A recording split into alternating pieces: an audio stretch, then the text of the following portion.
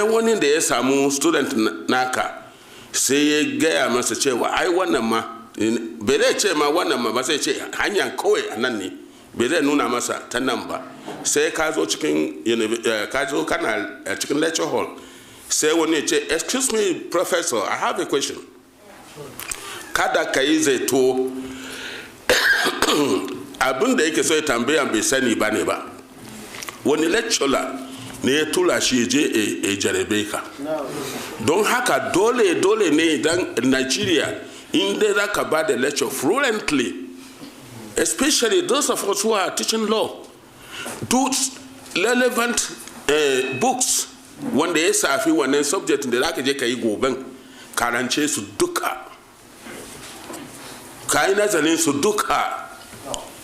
In ba haka ka yi ba idan ka bari sai ce excuse me professor ka bar shi ka sai a shingiri kana sauraron shi sai ce ai hanya kaza kaza to better stop him kai ma ka fade shi amma ka bar shi ya fada ya kare the Burhan that day the Bumelang covered the whole university. This professor doesn't know what he's doing. To ka gani sai a tafi da kai professor doesn't know what he's doing. Amma idan ka say da shi oh you are quoting from so person's book, oh that is this is how it is, this is how, to shi kenan kai free. Amma ba haka kai ba to Nigerian student most of them are courtesans.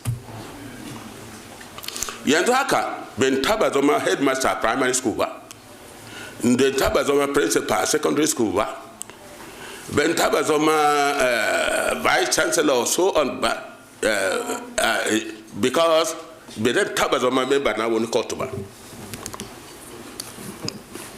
And in ba za ka sa kanka a irin wannan ba, ba za ka samu political opportunity in university ba. Supporters naka ne za su sa ka samu kaza ka samu kaza. With your merit alone will not take you anywhere. A Nigeria yau.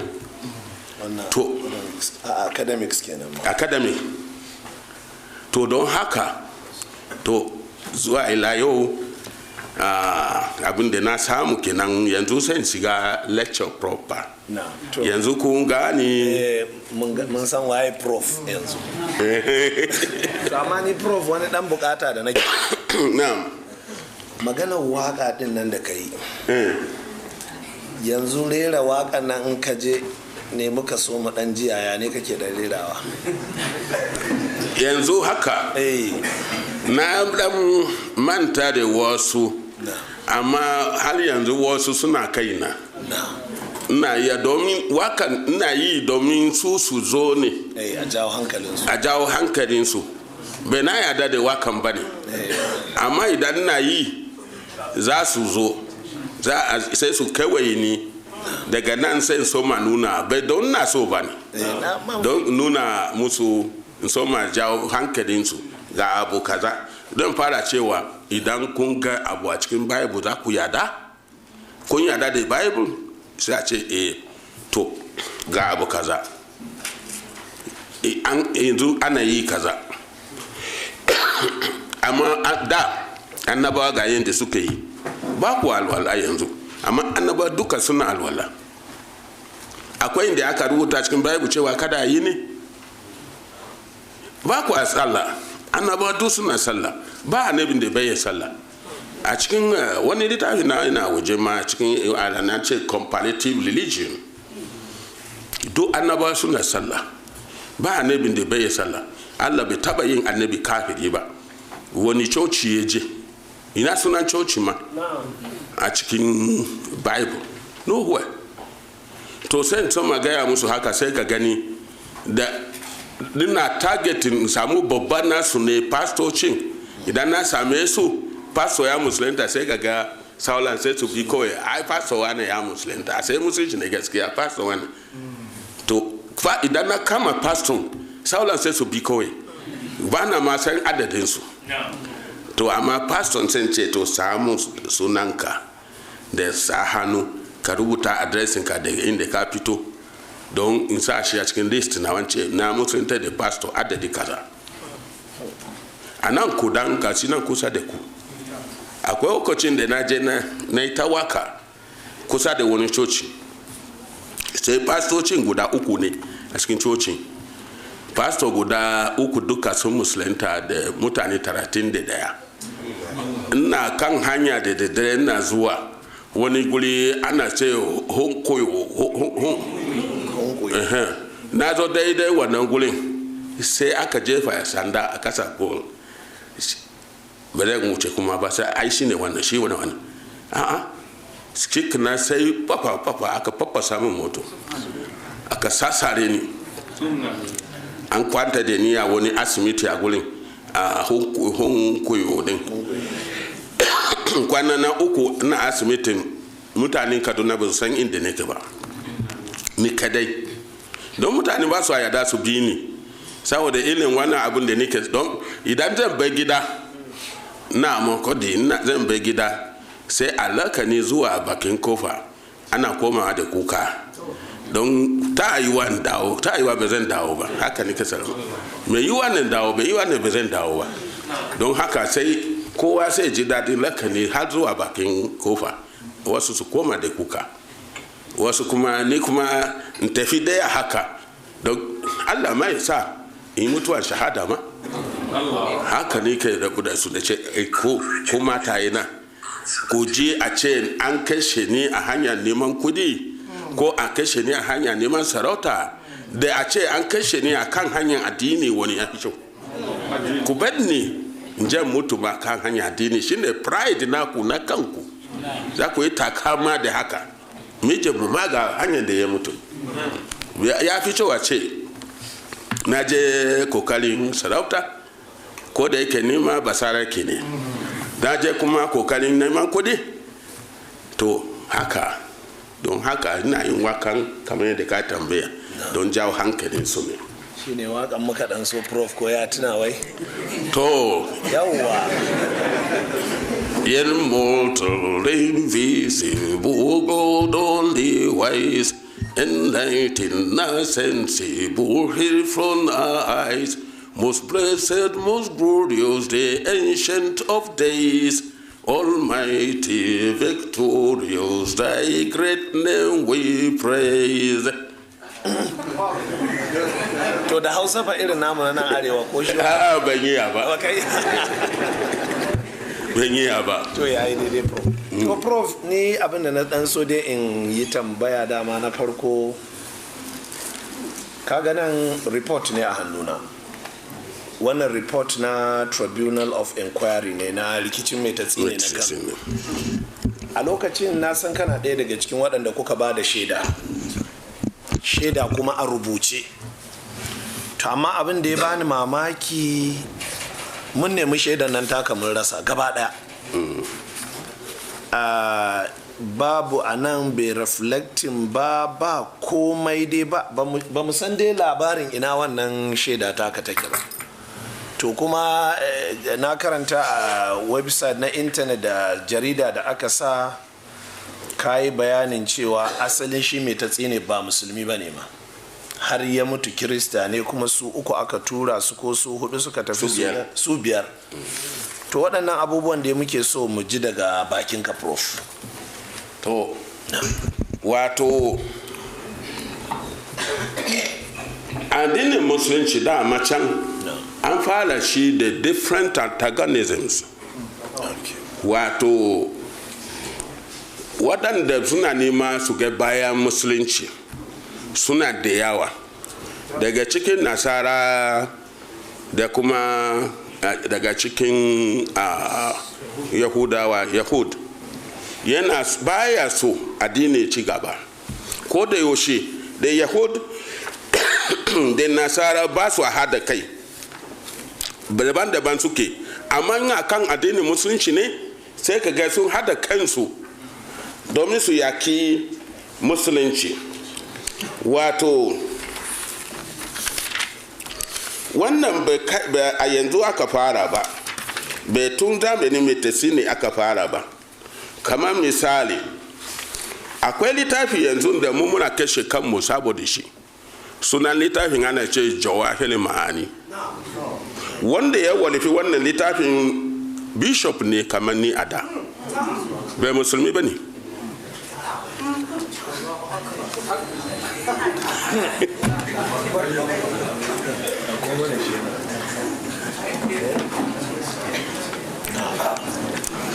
gashi nan malam mai baka hula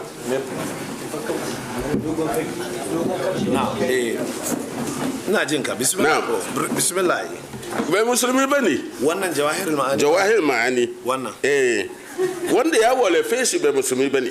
Bishop ne. To ana ga da larabci ne. Waɗanda idan kai ka yi. Jawahir ma'ani. Bai musulmi ba ne. Mutum misla ne bararabe ne kuma bishop ne na church na Roman Catholic.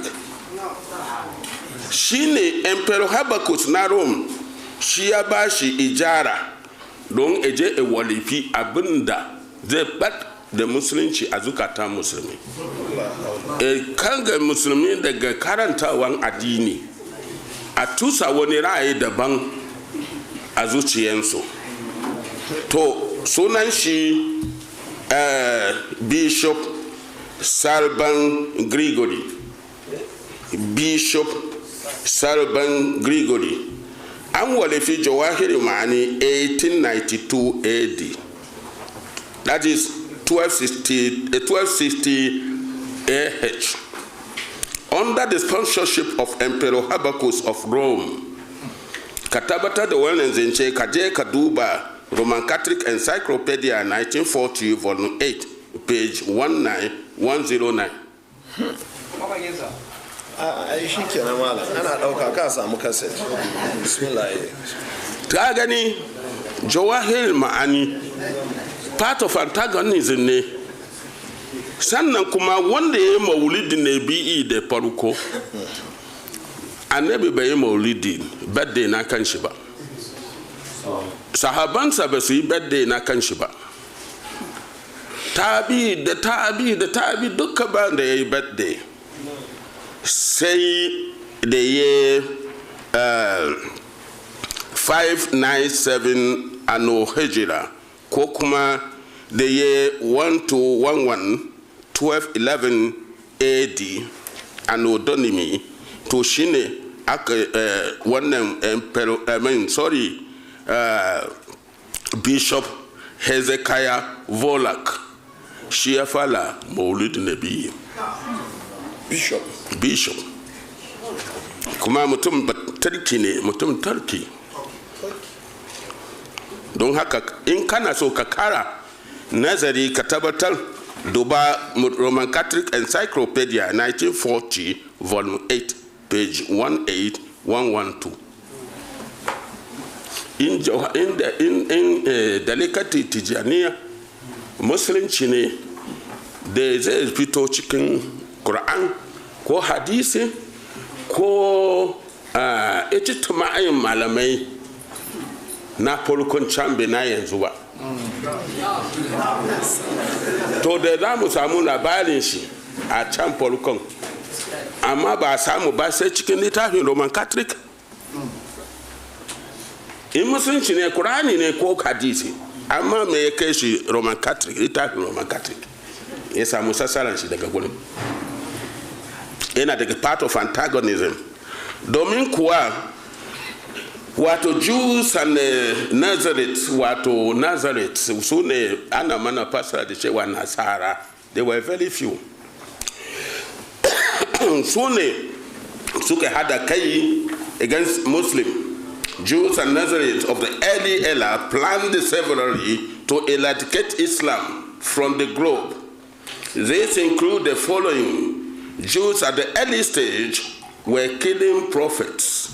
Yehudawa a farkon yanayi suna kashe-kashen annabawa for nothing.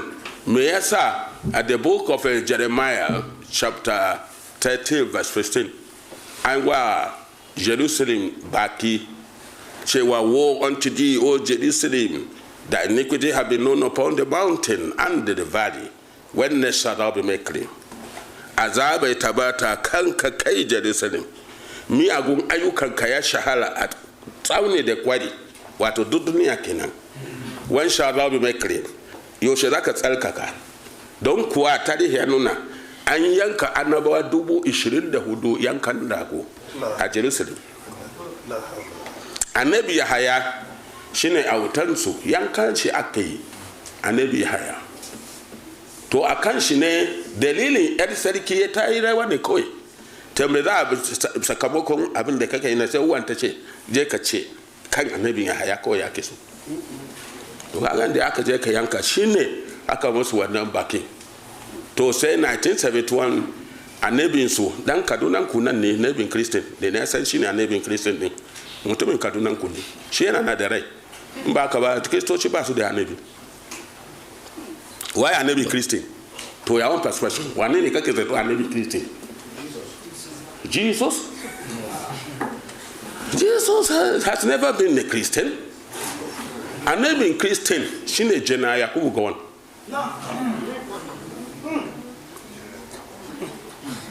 Don shi ya kawo haji na Christianity. So Christian sun yada suna tafiya.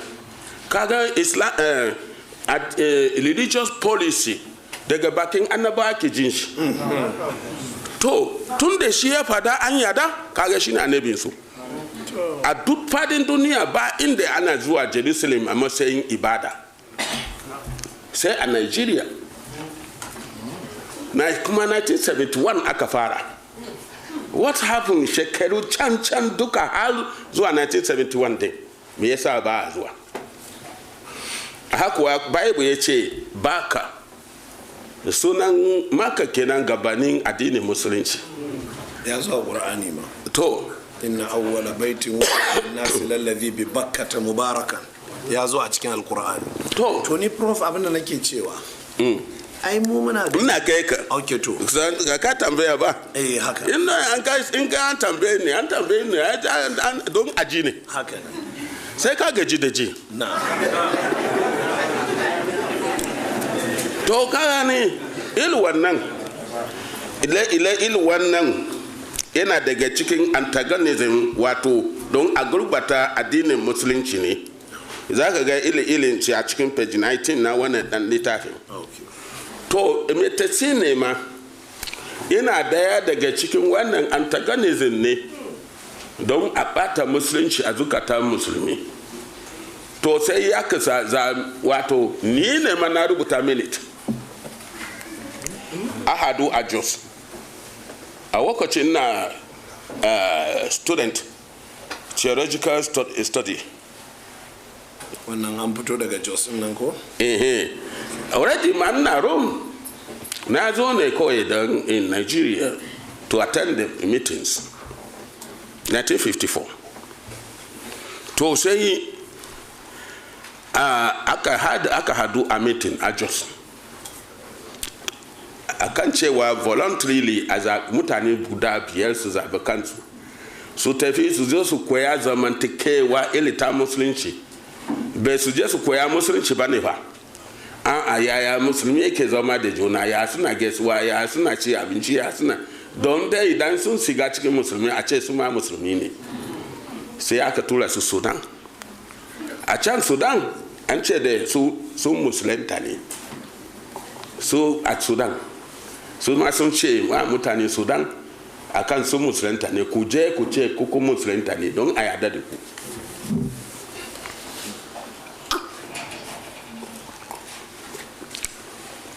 Da suka yi wata 6 to mun fahimta cewa yanzu sun san wani abu tun da yake bai radauci sun je koya ko kuma su je su koya musuluncin ba ne zamantakewa ne zaman wata 6 na aya fahimci wani abu.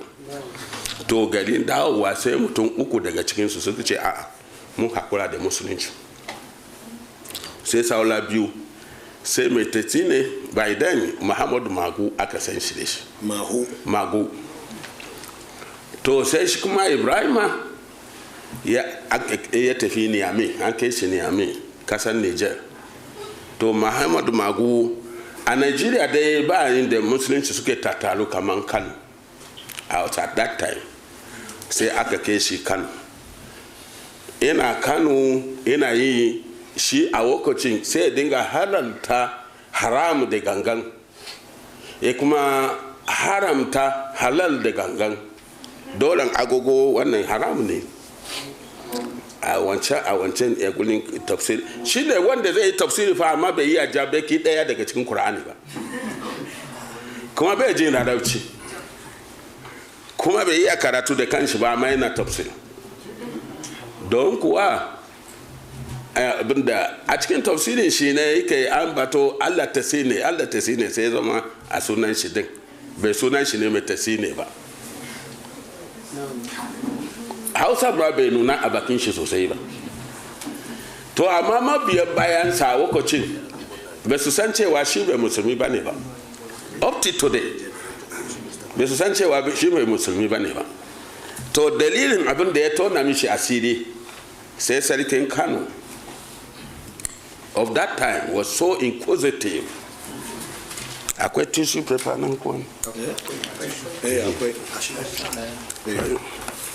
Mura ne ya dame ni. Allah ya so. Amin.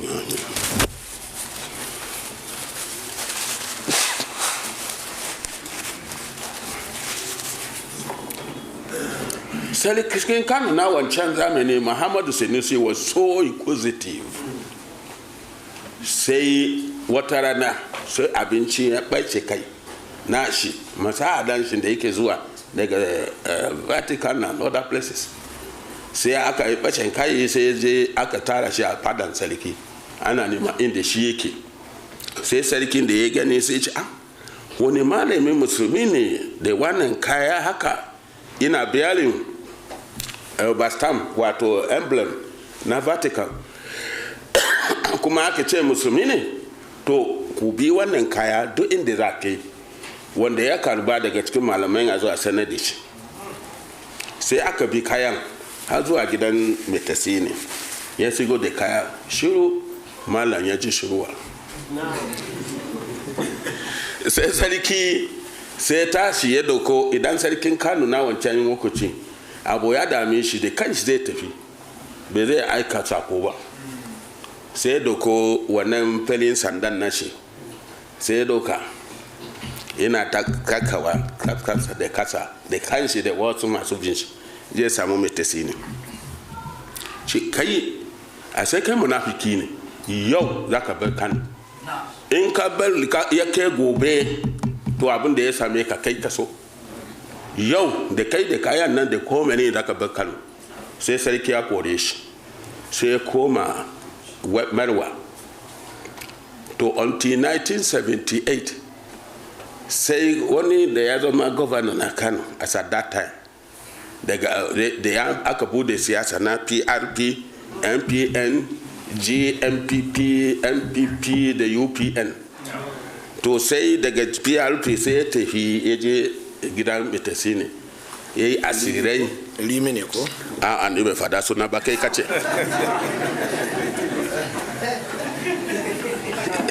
Ni kai kace ni bai fada suna ba. Sai ya tafi ya yi asirai da Allah ya bashi governor, sai yana zato ba Allah ne ya bashi ba, wannan asirin da ya yi daga can to shi ne ya sa sai ya dawo da shi gaba daya Kano. To da yana rabe a Kano ne, yanzu kuma yana da da kamar haka a Kano sai ya yi abin da ya fi kafin na da, har gwamnati suka gaji da shi, aka yake shi, aka kore shi da kyar. Ni na ba da wannan shaida har ma a rubuce. To ba a so, ina jin ban san cewa bai cikin report ba, domin kuwa Shagari bai fito da white paper ba, saboda idan na aka fito da white paper nan da yi wannan comment na wadin, don na ba da na manuscript na meeting din ga sa hannun wannan ga sa hannun wannan ga na ba su. In aka fito da shi zai zama fada a tsakanin musulmi da Kirista ya fi na da. Don haka ina ji Aniyagolo, chairman na fada din, was but a Christian. Justice Aniyagolo was a Christian. Don haka ina gani a da gangan ne aka cire shi, ba a so a sa don ko a gaba zai zama fada. Kaga hoton shi. To Justice Anyagoru kenan nan. Kwarai da gaske ga hoton shi. To ina gani dalilin kenan ni ne kuma na hana Shagari fito da white paper na Anyagoru panel. Har yanzu ba fito da white paper ba. Na fata na amsa tambayan ko? Aka amsa tambayan. To a cikin maganganu ne wasu maganganu suka fito. Mu nan da muna ganin Gawan yana daga cikin shugabanni masu adalci da aka ji daɗin mulkin shi. An ba iyayenmu Odoji sun ci hadda ku maiwa lokacin kuna aikin gwamnati. An samu rufin asiri kuma Gawan ba shi da bambancin addini gashi a nan Zaria ma ya girma. Gaskiya 1971 Jana Yakubu Gawan a cikin wani paper da ana ce Nigerian Citizen reported by George Ohemu, editor na reporter da ya sa wannan a cikin paper. Gawan yana so a samu ko a gina Ka'aba a tsakankanin wasu duwatsu a nan Jos don musulmi su dinga da wafi maimako foreign exchange da ake wa musulmi suna tafiya kudaden mu da nisa yana kashe kudi don haka idan haka yi a nan Najeriya su suka dinga da wafi a nan a Najeriya wasu kasashe su dinga zuwa to sai da paper ya bayyana yau in ka tambayi Ali Kaita yana daga cikin 'yan agaji na jama'atin Nasir Islam shine ma secretary na agaji na jama'atin Nasir Islam to sai muka tafi gurin Usman Nagogo a cikin sarakunan arewa duka da ka sani ba ilin Usman Nagogo a yanzu to sai ya yi waya ya kira Haruna Rashid sarkin Gwandu ya kira sarkin Kano ya kira sarkin Borno ya kira wasu sarakuna sarkin Iloli Zulu Gambari ya kira sarkin Bida Usman Sarki ya kira sarakuna aka hadu a Kaduna da aka hadu a Kaduna sai ya ce kun gani sai daga nan aka totona sai aka yi delegate mutum 5 Haruna Binji Grand Cardinal Sokoto Sheikh Mahamud Gumi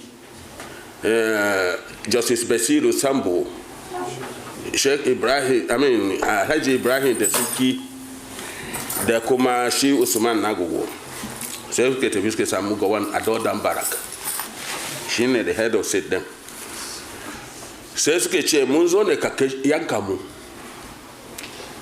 shi kuma ya daga arewa a yanka ku don kuwa ba mu so a ce a zamanin mu ne aka raba Ka'aba biyu kuma a kasan mu ba mu so mu rayu mu ga haka don bai mu sa mu sa ka kai abinda kai niyya yin ba bai mu sa mu hana ka ba bai mu sa kuma mu sa ka abinda baka da niyya kuma ka hannu ba don haka ka kashe mu ka yanka mu sai ce to inda wannan ne to yayi approving haji na Christianity bayan ku kadai mai da aka dinga kwashe garaba na gwamnati kuna tafiya na kuba su Christian ma su dinga tafiya to zamani da can inda ba ku sani ba ko a samu wani labari a ce Christian suna zuwa da ga inda ake ce Christian ya je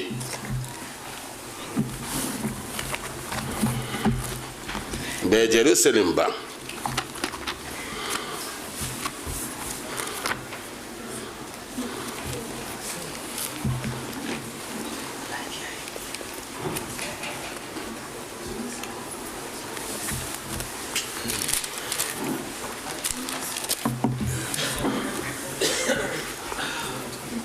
ya gani samu dubin ka ko da ka iya gani daga BACA baka inda aka ce Christian je kenan ba ce su je abinda Bible yake cewa who pass through the valley of Baka make it well the rain also feel wato continuously zaka je bayani cikakke da cewa an ce aje baka ba ce Jerusalem ba evidence na Jerusalem cewa aje a cikin Bible a wani guri ko shi kanshi ma bai zai nuna ba yi da hujja. To don haka shi ya kawo haji na Jerusalem in ma yana da kirki a wasu fani kuma su ma yan wani shi Christian na ya musu kirki tun da ya bude musu haji suna zuwa bai musu kadai ne suka zuwa ba har ma in ka tafi yau ka dawo sai a ce JP Jerusalem Pilgrimage. To gane ya nuna kirkin shi din kenan tun da ya taimake an wani shi da abin da ba su sani ba. Amma ni na zo na Amsterdam University na yi karatu kuma na koyar amma ban ga Dutch so ɗaya ce zai zo a Jerusalem a matsayin ibada ba. Na zo na New Jersey State University America na koyi har shekara 6 ba wanda ya zo daga American. Na zo na Sandhurst University London har shekara 6 na koyi da law international law don ni international law lecturer ne. Na zo na wuraren da na even when I was a commissioner of parastatal in my Benue na yawo kasashe don nema investment to Benue amma bai taba gamuwa da wani ce ne a Jerusalem a matsayin ibada ba sai kawai Nigeria. Allah kiyaye. To lallai prof mun karu da wannan fagen kwarai da gaske. Babban abin da muka gani a jaridar nan da ya kara tado mana da wani tunani shine da muka ga ka nuna cewa akwai alaka tsakanin mai tatsine da Boko Haram. A'a. Na'am. Wato wanda ya rubuta jaridan Na'am. tambaya yake yi dan ka duba da kyau. Na'am. Yana nuna cewa shin yadda mai tatsine ya zo Najeriya shin ba haka ne kuwa Boko Haram masu ma suka shigo ba? Abin da yake nufi kenan. In mai tatsine yadda ya shigo Najeriya haka din shin ba haka ne su ma Boko Haram suke shigo ba? Don haka wai har ma da cewa tun lokacin da na yi wannan bayani tun ya 2002 kuma ba wanda ya fito cewa magana na kariya ne ba yi haka ba. Don haka bai zai yi wa ce shi ma Boko Haram ba haka suke shigo ba? Abin da yake nufi kenan. Ranke dade prof na ga cikin bayanai nan da ka rinka karanto kana karanto wasu bayanai da kake referring to cewa Jawahirul Ma'ani ga asalinta da sauran abubuwa makamantan haka da maulidi. Ban sani ba yanzu wannan rubutu ne cikin rubuce-rubucen ka da kai Islam in the Bible. Shin ko ka taɓa yin wani rubutu da ya shafi mai tatsine haka an buga? A'a ban yi, sai dai jawabin da na yi na nuna cewa sai dai ko kuma a cikin wannan akwai inda na yi bayani na kuma sake fada cewa a kasar India an yi kaza, kasar guri kaza an yi kaza, Nigeria ma an yi metasi ne a kasar Nigeria nan. To don haka sai dai ilin haka amma ban yi walife wani littafi musamman na gama da bayani akan metasi ne ba. To prof mu dawo magana dangane da doctrine of Trinity. Okay. What is the origin of Trinity in Christianity? Magana cewa Allah uku ne ko Allah ɗayan alloli uku ne. Yaya wannan abu ya shigo cikin addinin almasihu? Lily, Trinity is evil. Trinity is evil. Subhanallah. Trinity is evil. Ana nihi cewa Allah guda uku kenan ba? To, annabi Isa da shi ma yana ɗaya daga cikin ɓangaren Allah uku nan bai san shi cewa har ya bai duniya bai san shi ma Allah ba fa. Bai sani ba cewa shi Allah ba. Bai san kuma cewa shi ma ɗan Allah ba. Balantana a yi zancen Trinity. Trinity kuma ba da origin a cikin Bible.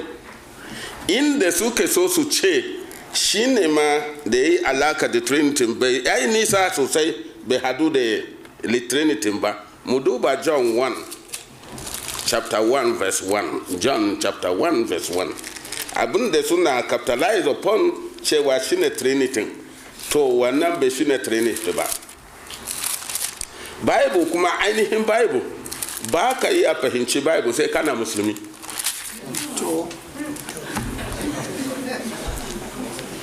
Ba ka yi a fahimci Bible sai kana musulmi. Kaga aka makalla a nan John 1 ko kuwa? Haka gashi karanta mana. Malam bai Qur'ani yau ba. To gashi ce, in the beginning was the Word, and the Word was with God, and the Word was God. Fine. Yau bai Qur'ani ba.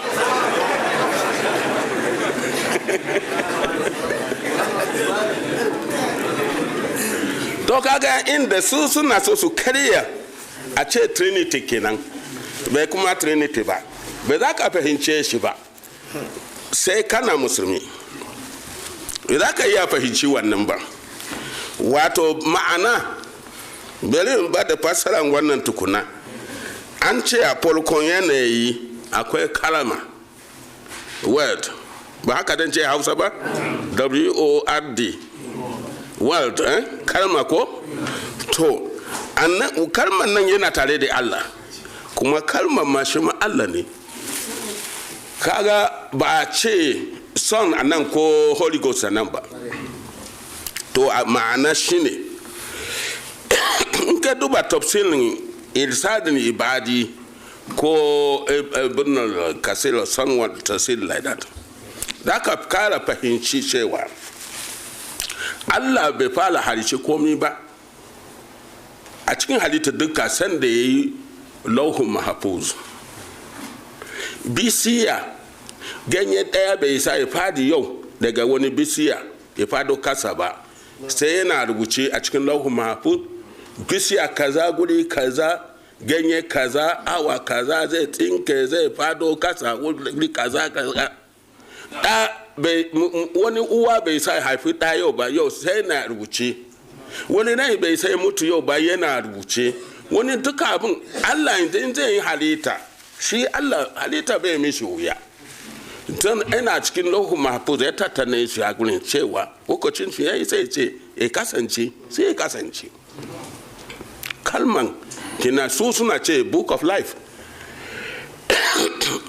And the word was with God. Kuma ko a tarihi ba mu ji a ce Allah ya bar rohu mahfuz a hannun wani mala'ika ba, ko a hannun wani annabi ba. Yana tare da Allah, ko har ila yau rohu mahfuz yana tare da Allah. Haka an yarda da haka? To, and the word was God. Kwarai mun suna rantsuwa da Bible don sun yarda cewa kalmomin Allah ne ciki ko? Muna rantsuwa da Quran. Idan ka rantsa da Qur'ani a matsayin shi na kitabiya kai sai ka, amma kai akan cewa lailai Qur'ani maganan Allah ne, kalmomin Allah ne, bai kai sai ka ba. To don haka lauhul mahfuz ma kalmomin Allah ne, ana rantsuwa da shi. To a sai ma Allah ne, amma in spiritual perspective, not in physical perspective. Abin da ba su sani ba kenan. Yau suna karya shi cewa ya zama Trinity. Mai hada shi da Trinity a nan. To mu dawo kai, ba an ce annabi Isa shi ma Allah ba? To mu jige abin da annabi Isa shi ma yake fada. In ya yarda shi ma Allah ne? Mu duba cikin the book of Matthew chapter 4 verse 10. Matthew 4 verse 10. Ga abin da annabi Isa yake cewa, thou shalt worship the Lord thy God, and him only shalt thou serve. Da ka bautawa Ubangijinka shi guda ɗaya, shi kadai za ka bautawa. Ubangijinka mahalicinka shi guda ɗaya ne, shi kadai za ka bautawa.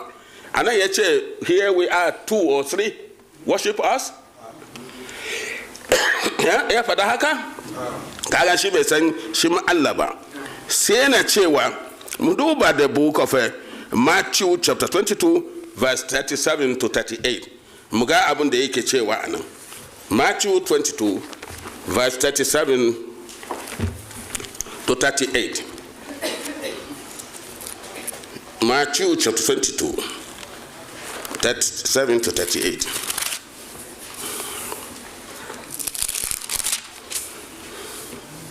(37 to 38). Ko malam.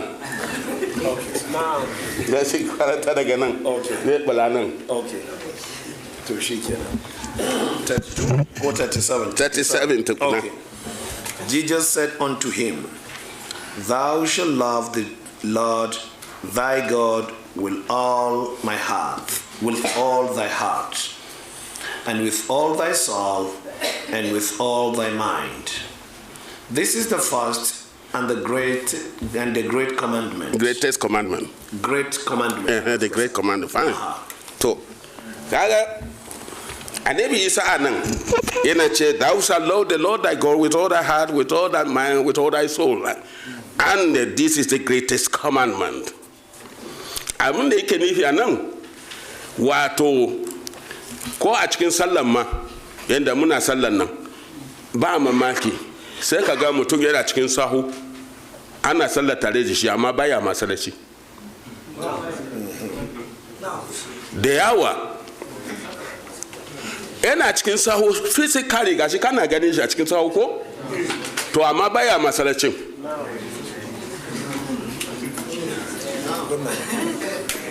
Ma'ana shine Annabi Isa yake gargadi anan, kada mu kasance haka. Idan kan zo cikin bauta na Ubangiji, love anan da yake fada, bin love na soyayya tsakanin mata da miji ko a tsakanin uba da ɗa ko a tsakanin aboki da no, bauta ne. Thou shalt love the Lord thy God with all your heart. Amma ka gani grammar nan bai ce with all, kage plural ne ko, amma bai ce hearts ba. With all, amma heart. Mu fahimci, sorry kadan kai ku abinda zai, amma ya zama dole ne in faɗan wannan din ne shi yasa. With all your heart, ku kasance idan kun zo cikin bauta, ku hada zuciyanku gaba ɗaya zuwa ga Allah guda ɗaya. Bai ce wasu bangaren zuciya ya koma gare ni, wani ya koma ga malaiku, wani a'a, all to God. To wasu suna cikin masallaci, na ga irin wannan a wani gari ana ce sahe ko safe a hanyar Zamfara. An kira ni na yi pre-huduba, limami ya shiga, an ce limami ya shiga in dakata na bai wa'azi. Mai kiran sallah ya kira sallah, limami ya yi mana huduba. Limami ya yi huduba na biyu, ya zo na farko ya zo na biyu ya zo ya tashi ya ce a yi sallah, ya ba da umarni ya soka, duk mutane sun tashi, limami ya yi mana sallah. Da limami a cikin tahiya bayan ya gama, maimako ya ce assalamu alaikum wa rahmatullah, sai limami ya ce ya yi saki, rabu da ita shegiya. Ya sake juye, rabu da ita shegiya. Sai ya juye ya fuskanto mutane, sai na ce ni dalibi ne fa mai yiwa ne haka salaman gari nan yake. Amma balan bali ba bari in tambaya, don na ga bakon abu ne.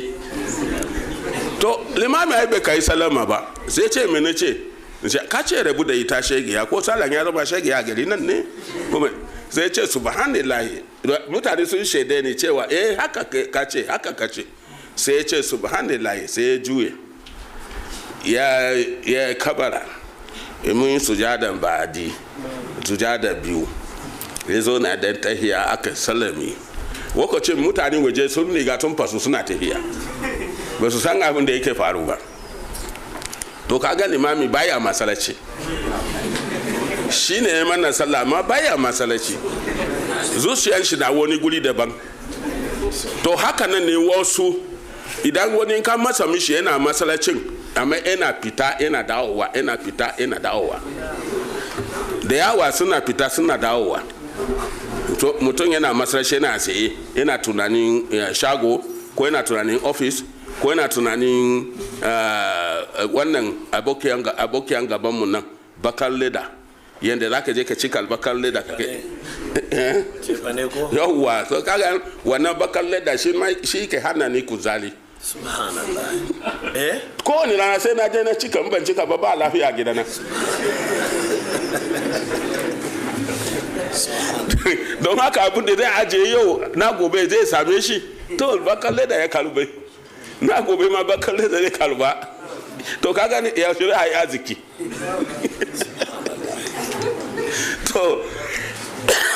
to shi ne limami yake tunani to alimami baya masaraci to mu dawo kan dalasin with all your heart and with all your mind tunanin ka gaba da ka hada shi ga Allah kada ka ce na malaiku na wannan na and with all your soul ruhun ka gaba da hada shi gun Allah wannan shi the greatest commandment is a great commandment abinda Allah ya so mu da shi kenan Allah bai ce araba akai wani Jesus wani malaiku ya zama uku ba sannan kuma if we continue here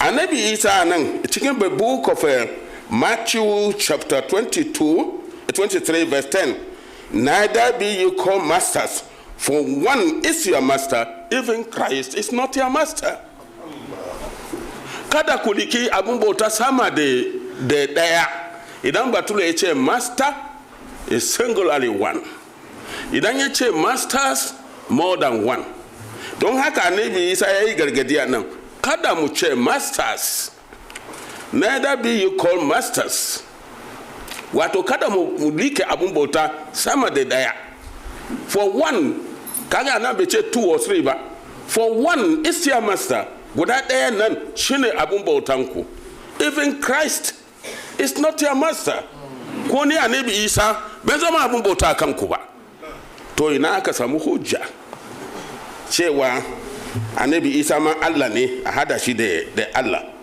to mu ji abin da wasu ba Annabi Isa ba ma wasu annabawa gabanin ma Annabi Isa da suka fada mu duba a cikin Bible ma mu kara fahimci abin da Bible yake cewa kama da